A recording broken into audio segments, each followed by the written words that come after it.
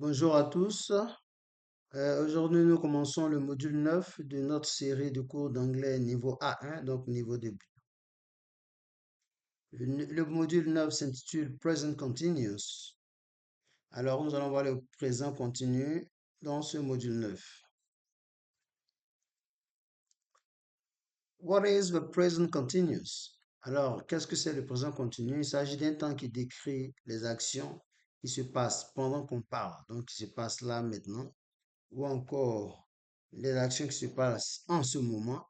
La différence pendant qu'on parle, c'est à l'instant T, mais en ce moment, c'est juste pour dire tout autour du moment où l'on parle. Donc, si je prends l'exemple, si je parle, je dis je lis un livre, donc je suis en train de lire un livre. Je peux être présentement en train de manger et dire que là, je suis en train de lire les frasques de Binto.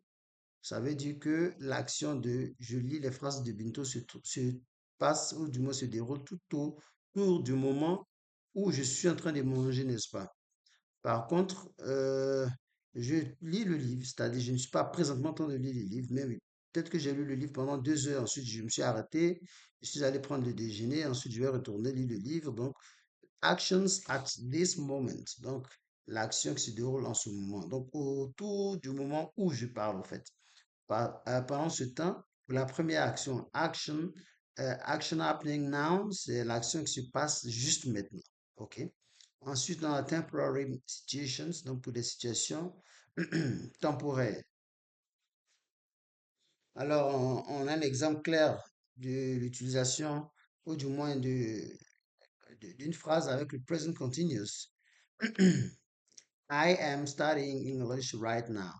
I am studying English right now. Donc, j'étudie l'anglais là maintenant, OK?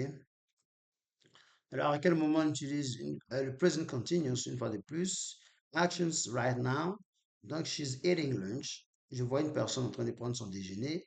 Je dis, she is eating lunch. She is eating lunch. Donc, elle prend son déjeuner. Donc, pendant que je parle, je la vois en train de manger. Ensuite, temporary situations. Temporary situations. He is learning French. He is learning French. Il n'étudiait pas le français avant, maintenant il le fait, il est en train d'apprendre le français maintenant. Donc, une action qu'il ne faisait pas, mais qu'il fait maintenant. Donc, nouvelle action. Donc, he is learning French. On va utiliser, c'est une action temporaire, n'est-ce pas? On va utiliser present continuous. Future plans. We are meeting tomorrow. We are meeting tomorrow. Lorsque nous faisons un plan, donc un projet, donc nous prévoyons de faire quelque chose, soit demain, après-demain, etc.